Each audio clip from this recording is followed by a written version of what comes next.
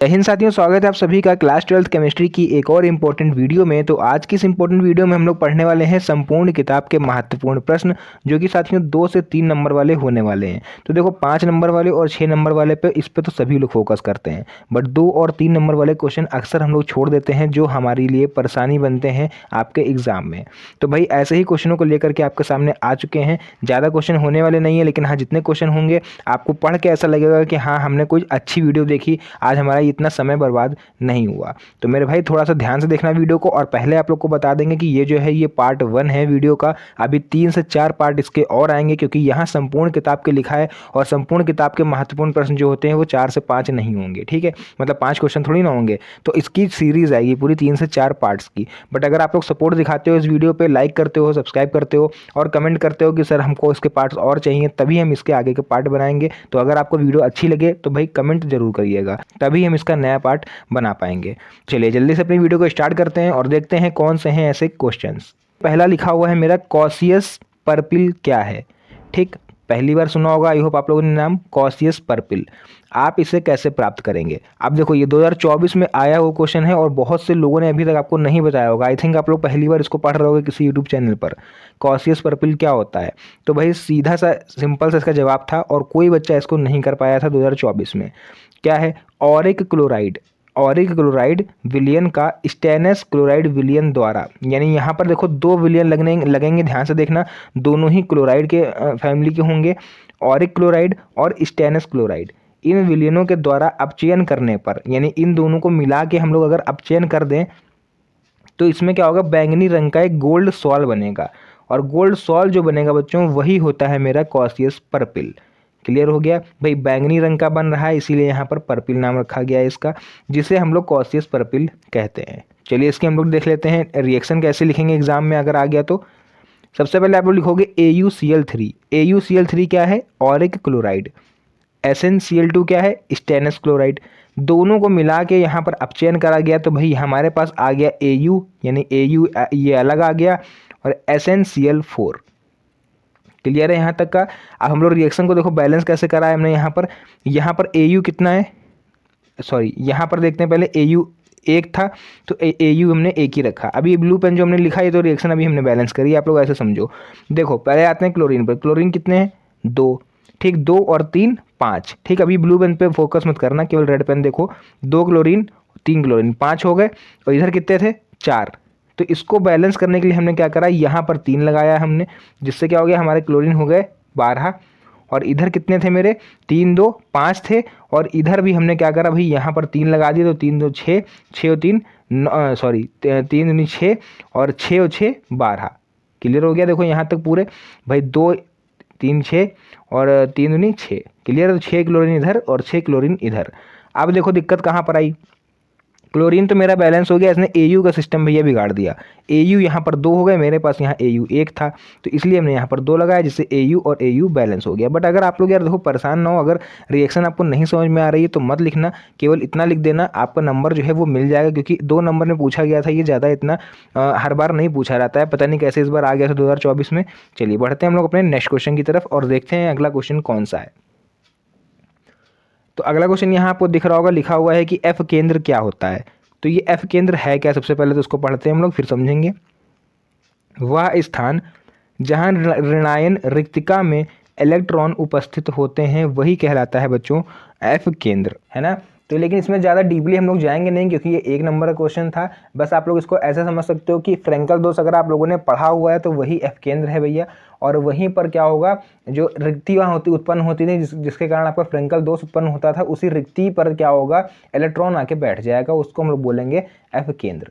Clear है। चलिए next हम लोग देखते हैं, मूल अंश को उदाहरण से ही समझाइए।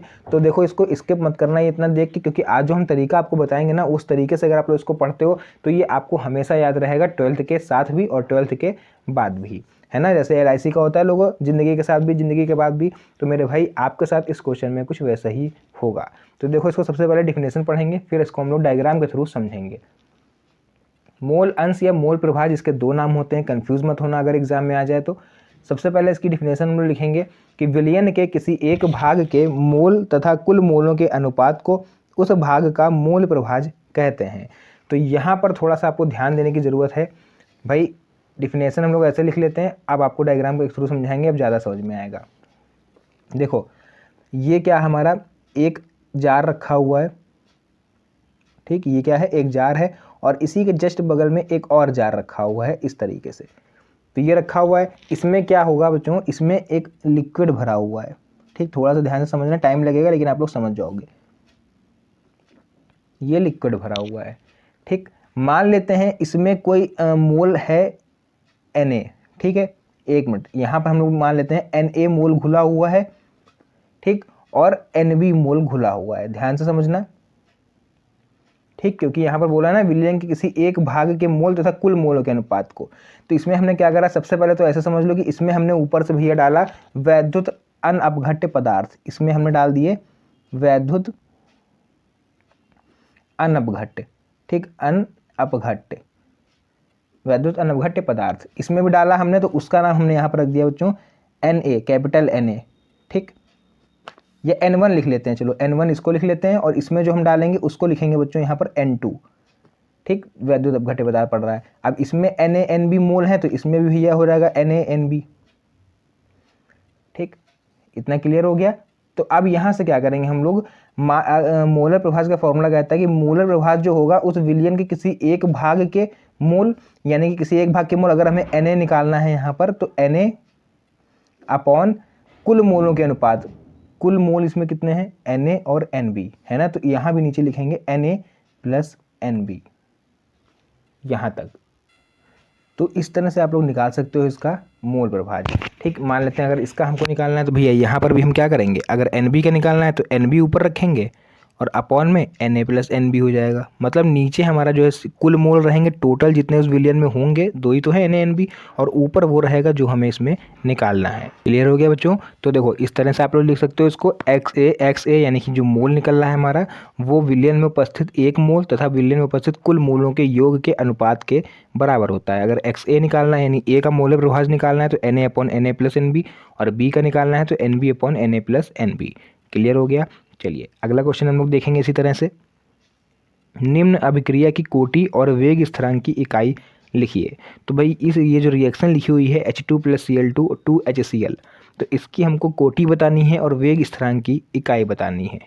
तो देखो यहाँ पर भाई कोटि तो हमको सीधे सीधे दिख रही है, शून्य होती है, ठीक है। कोटि यहाँ पर शून्य होगी क्योंकि यहाँ पर कोई एलिमेंट साथ में इनके यूज़ नहीं किया गया है, तो अभिक्रिया की कोटि हो जाएगी शून्य। और वेग स्थिरांक, भाई जब अभिक्रिया की कोटि शून्य हो गई है तो वेग स्थिरांक की इकाई यानी वेग स्थिरांक का जो आपका के होता है उसका क्या होती है यूनिट, मात्रा क्या होता है, mole litre inverse second inverse, ठीक है, या फिर 1 upon mole litre into second. तो ये होता है आप लोग का रिएक्शन का जो भी वेग स्थिरांक की इकाई होती है। क्लियर है। चलिए बढ़ते हैं अपने नेक्स्ट टॉपिक की ओर। उसके बाद देखिए आप लोग यहाँ पर नेक्स्ट क्वेश्चन देख पा रहे होगे, लिखा हुआ है प्रतिलोम परासरण से आप क्या समझते हैं, उदाहरण सहित समझाइए। तो भाई प्रतिलोम परासरण क्या होता है, तो जब तक आपको परासरण नहीं पता होगा तो प्रतिलोम परासरण कैसे पता होगा। प्रतिलोम मतलब होता है परासरण का जस्ट अपोजिट। तो चलिए यहाँ पर हम लोग पहले परासरण को समझ लेते हैं कि परासरण क्या होता है। तो यहाँ पर भैया ध्यान से देखना,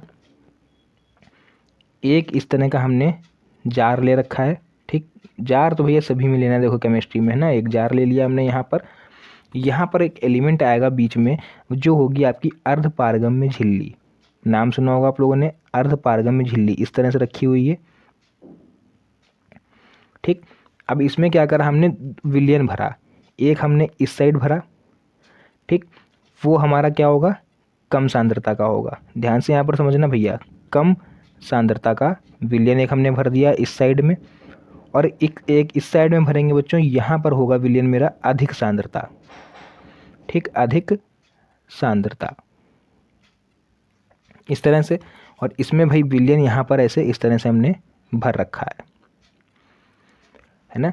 अब भैया थोड़ा सा देखो यहाँ पर, इस अर्धपारगम्य झिल्ली है जो बीच में, ये क्या है, ये है अर्धपारगम्य झिल्ली। ये अर्धपारगम्य झिल्ली का इसका काम क्या होता है, इसका काम होता है कम सांद्रता वाले यौगिकों का अधिक सांद्रता वाले यौगिक की ओर परासरण, यानी इधर के यौगिक, ये मतलब इधर का जो आपका जो चीज़ होगी, जो सॉल्यूशन होगा कम सांद्रता वाला होगा, वो तो इधर जा सकता है, ठीक, लेकिन अधिक सांद्रता वाला इधर नहीं आ सकता।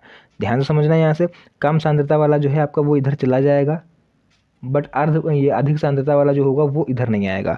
अब ये अलाउ कौन करता है? ये अलाउ करती है अर्ध पारगम्य झिल्ली, यानी कि ये भाई इनको अनुमति देती है कि आप इधर जा सकते हो, ये इधर जा सकते हैं, बट ये लोग इधर नहीं आ सकते। क्लियर? तो ये होता है परासरण, और यही जो ये इधर जाते हैं, ये इनको जाने से रोकते हैं, तो इस झिल्ली पर एक दाब लगता है जिसको हम लोग बोलते हैं परासरण दाब। क्लियर हो गया? तो प्रतिलोम परासरण भैया इसका जस्ट अपोजिट हो जाएगा, यानी इसमें कम सांद्रता वाले अधिक सांद्रता की ओर जाते हैं, इसमें क्या होगा, प्रतिलोम परासरण में अधिक सांद्रता वाले कम सांद्रता वाले की ओर जाएंगे। डिफिनेशन पढ़ते हैं तब समझ में आएगा। यदि परासरण दाब से अधिक दाब विलयन पर लगाया जाता है, ठीक, यानी कि जो भाई अभी तक प्रक्रिया क्या हो रही है मेरी, कि इधर वाले इधर जा रहे हैं और इधर वाले इधर नहीं जा रहे हैं, लेकिन एक समय ऐसा आएगा कि इधर वाले तो इधर जाते रहेंगे भाई, अब जगह तो देखो इतनी है ना, अब ओवरफ्लो थोड़ी ना होगा, तो एक समय ऐसा आएगा कि ये इधर जाने की कोशिश करेगा, बट इधर इतना प्रेशर होगा कि इधर बढ़ नहीं पाएंगे लोग आगे, है ना, बढ़ नहीं पाएंगे। तो वही एक मैक्सिमम प्रेशर जो होगा उसी के कारण होता है प्रतिलोम परासरण। यहाँ पर समझो, यदि परासरण दाब से अधिक दाब विलयन पर लगाया जाता है तो विलायक के अणु विलयन यानी जो अधिक सांद्रता वाले हैं से शुद्ध विलायक यानी कम सांद्रता की ओर, ध्यान समझना, यहाँ पर अधिक सांद्रता वाले विलायक जो होते हैं वो कम सांद्रता की ओर प्रवाहित होने लगते हैं। क्योंकि यह प्रक्रिया परासरण की क्रिया के विपरीत दिशा में होती है, इसलिए इस क्रिया को हम लोग प्रतिलोम परासरण कहते हैं। तो आई थिंक अब आप लोग को क्लियर हो गया होगा कि प्रतिलोम परासरण और परासरण क्या होता है। तो एक ही क्वेश्चन में हमने आपको 2 क्वेश्चन समझा दिए। भाई अर्धपारगम्य झिल्ली क्या होती है, 1 नंबर में ये भी पूछ लेता है कभी कभी, और ये पूछ लेता है कि परासरण दाब क्या होता है, तो वो भी हमने आपको बताया कि वह मैक्सिमम दाब जो अर्धपारगम्य झिल्ली पर लगाया जाता है उसको बोलते हैं परासरण दाब। और परासरण और प्रतिपरासरण क्या होता है, ये सब चीज़ें हमने आपकी इसमें क्लियर कर दी। चलिए नेक्स्ट क्वेश्चन हम लोग देखेंगे। नेक्स्ट क्वेश्चन तो और ज़्यादा इंपॉर्टेंट हो जाता है भैया, क्योंकि ये आप लोग क्लास 10th हिस्ट्री से पढ़ते आ रहे हो। क्लास 10th में जिन बच्चों ने SST पढ़ी होगी उनको पता होगा, सभी ने पढ़ी होगी यार, कंपलसरी होती है तो आपको पता होगा। तो नदियाँ समुद्र में मिलने से पहले डेल्टा का निर्माण करती हैं क्यों? अथवा ये फिर दूसरी तरह से पूछ सकता है कि डेल्टा निर्माण की क्रिया को समझाइए, यानी कि डेल्टा का निर्माण कैसे होता है। तो चलिए इसका आंसर देख लेते हैं हम लोग किस तरह से लिखेंगे। तो पहला यहाँ पर लिखा हुआ है डेल्टा का निर्माण, देखो कैसे होगा। समुद्र व नदी के मिलने के स्थान पर रेत तथा मिट्टी के विशाल भंडार एकत्रित हो जाते हैं, इसे डेल्टा कहते हैं। तो आप लोग को हम यहाँ पर एक एग्जांपल के थ्रू समझाएंगे, थोड़ा सा यहाँ पर ध्यान से देखिएगा बच्चों, क्योंकि बहुत ही ज़्यादा इंपॉर्टेंट चीज़ है।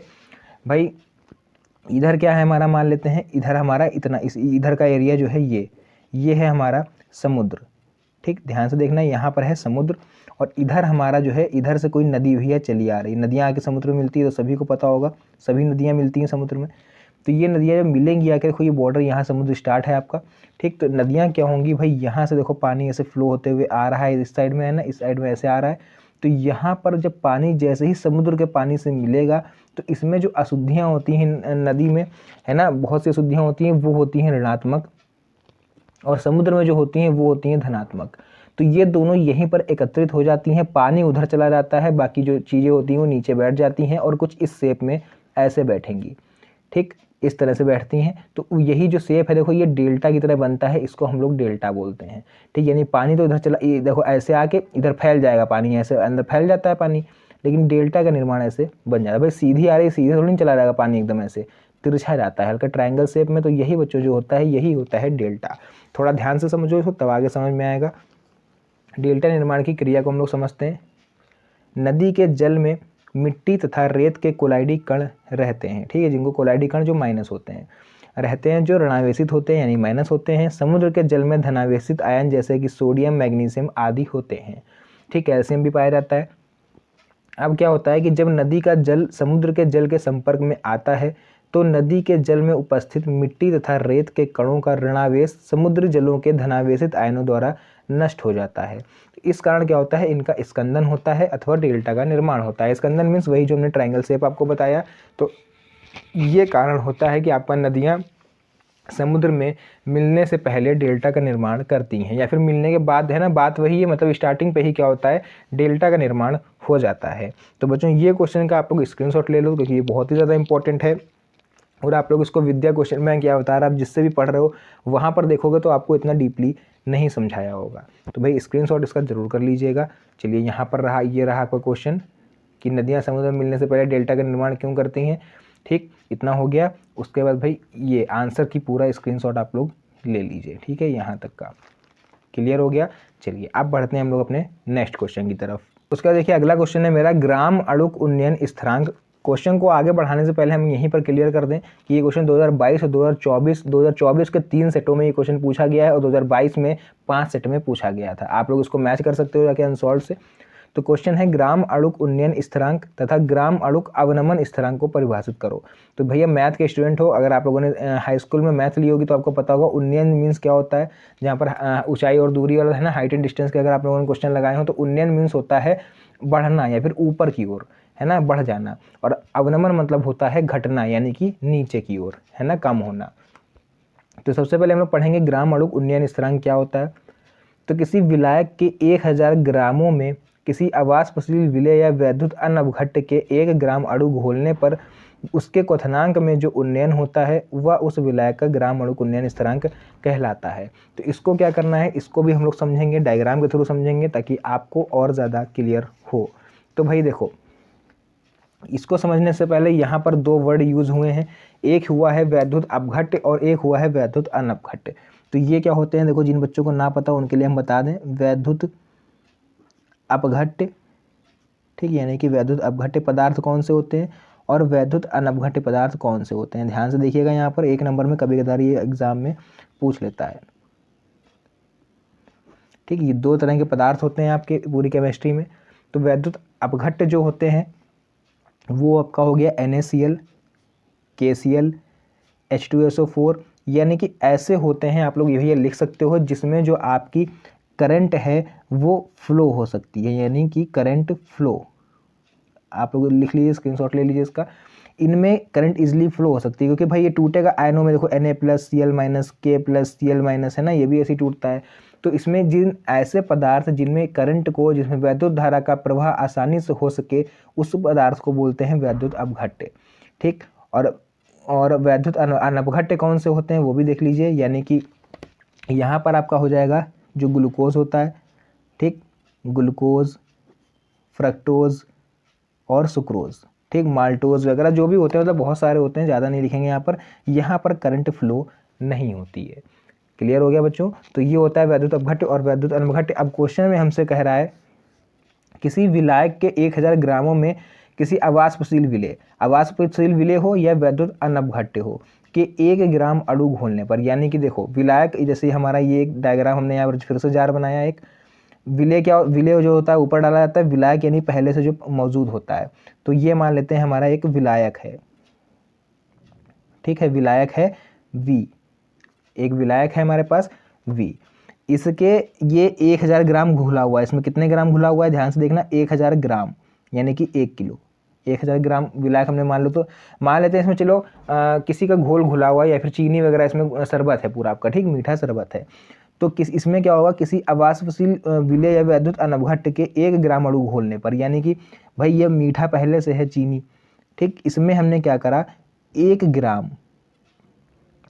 ग्राम बच्चों इसमें ग्लूकोज डाल दिया हमने, और ठीक 1 ग्राम ग्लूकोज हमने और डाल दिया इसके अंदर। तो जैसे हम इसमें डालेंगे तो इसके क्वथनांक में जो वृद्धि होगी, यानी इसके टेम्परेचर में जो वृद्धि होगी, उसको बोलते हैं हम लोग ग्राम अणुक उन्नयन स्थिरांक।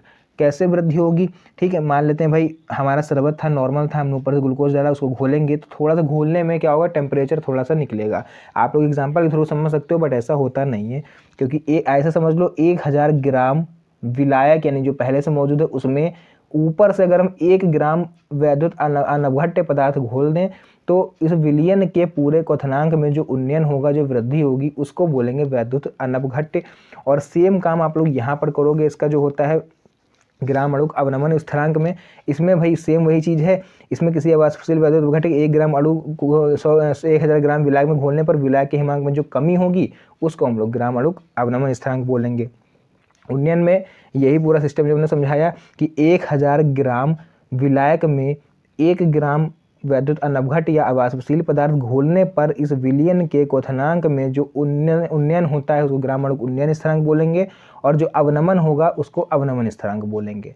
क्लियर हो गया। चलिए नेक्स्ट क्वेश्चन हम लोग देखेंगे, सल्फर के किन्हीं 4 ऑक्सी अम्लों के नाम लिखिए। किन्हीं 4 ऑक्सी अम्लों के नाम, ये 2 नंबर में पूछा गया था आपका 2023-2024 में। तो भाई देख लेते हैं, पहला हमारा नाम है H2SO4, बहुत फेमस नाम है, सभी लोग जानते होंगे इसको, सेकेंड है H2S2O7 यानी कि डाइसल्फ्यूरिक अम्ल। तीसरा हो जाएगा H2H2O3 यानी थायोसल्फ्यूरिक अम्ल। एंड फोर्थ लास्ट आपका हो जाएगा H2H2O6 यानी कि डाईथायोनिक अम्ल। क्लियर है। तो भाई इस तरह से जो आपका इंपॉर्टेंट क्वेश्चन थे वो मैंने फिनिश कर दिए, बट ये अभी मैंने स्टार्टिंग बोला था पार्ट 1 है, अभी और सारे पार्ट आना बाकी हैं। तो अगर आप लोग इसमें प्यार और सपोर्ट दिखाते हो तो हम इस पर जल्दी से वीडियोस बना के कंप्लीट कर देंगे। भाई आपका भी एग्जाम आ रहा है, मेरे को पता है, आपके पास टाइम अब बहुत ही ज़्यादा कम बचा हुआ है। क्लियर है। चलिए तो आज की इस इंपॉर्टेंट वीडियो को यहीं पर एंड करेंगे। मिलते हैं आप सभी से नेक्स्ट वीडियो में एक और अच्छी इंटरेस्टिंग मज़ेदार वीडियो के साथ। तब तक के लिए धन्यवाद। जय हिंद।